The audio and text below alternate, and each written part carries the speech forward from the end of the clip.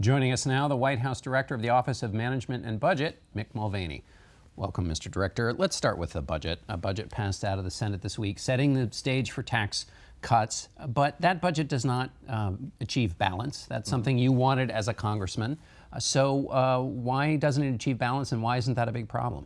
I think we've made a decision now within the administration that Plan A, or part of Plan A, which was to try and cut our way to balance, just wasn't going to get very far in Washington, D.C. We had offered $54 billion worth of discretionary cuts in our budget back in March.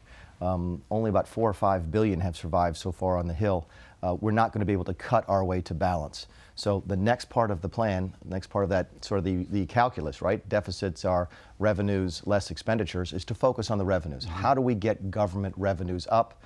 The way that we balanced the budget, John, back in the 1990s was fiscal restraint, slower growth in government, plus huge economic growth that drove wealth for families, but also drove receipts to the government. Let me go back to that spending question, though. Republicans for a long time have talked about spending restraint, and so to now say, well, we're going to do it through growth, that's no small deal. It's like Weight Watchers saying, well, we're going to give up the dieting part. Yeah, well, you're not giving up entirely on spending. It's just you have to sit there and go, okay, there's two parts to this equation.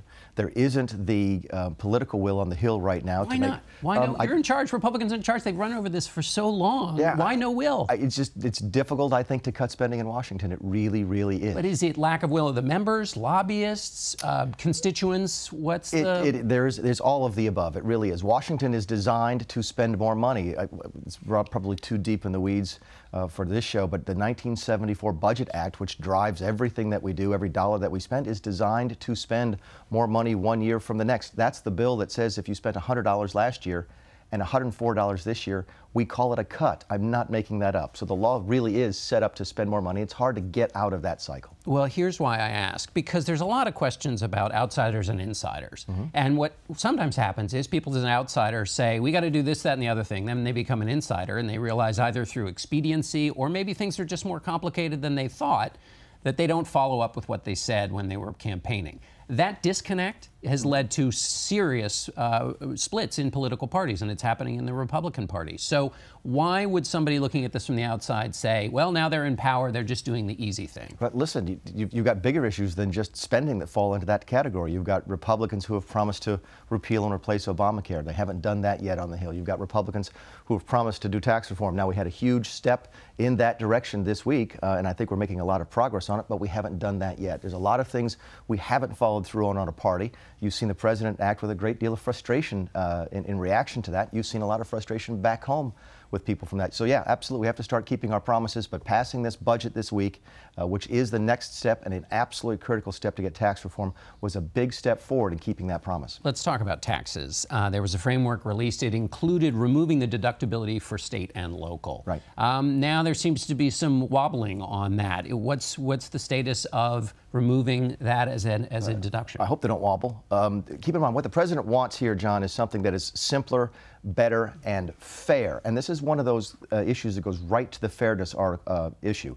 If you and I make the same amount of money, we live in a house that has the same value, our car is the same car, shouldn't we pay the exact same amount in federal taxes? We should. That's fair.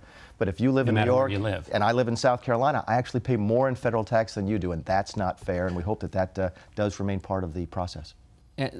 Although, well, let's tick off a couple other things that have been discussed. What's the status of the carried interest loophole? This is tax treatment that helps hedge fund managers. Yeah. The president called it, they said they were getting away with murder when he was a candidate. It wasn't in the framework. Where is it now? Keep in mind, the stuff that wasn't in the framework is stuff that we weren't able to sort of come to general agreement on with the House and the Senate leadership going into the more detailed discussions, which will start now.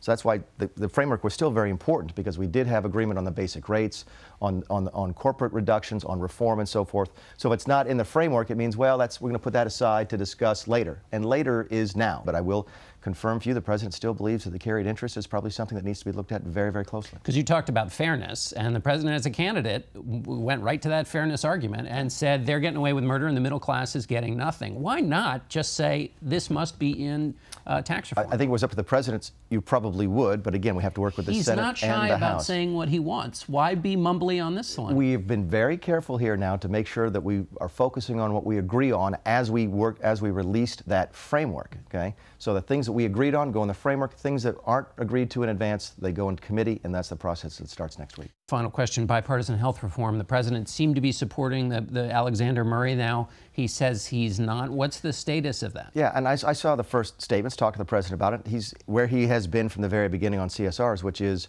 I want to get a deal. I don't want to give this money to insurance companies. I don't want to give money to these CEOs who make tens of billions of dollars. But the bill's written in a way that won't give it to them. It is, but he doesn't want to do any of that without also getting something for folks who are being hurt. And I think the criticisms you've heard this week are like, look, I'm okay with doing a deal. This is the president now, but I'm not getting enough for the folks who are getting hurt. So give me more by way of associated health plans. Give me more of the things that we know we can do for folks back home to actually help them. I think they're actually a pretty good chance to get a deal. It's just Murray, Alexander in its current form probably isn't far enough yet. All right, we'll have to leave it there, Mr. Director. Thank you so much, and we'll be back in a moment.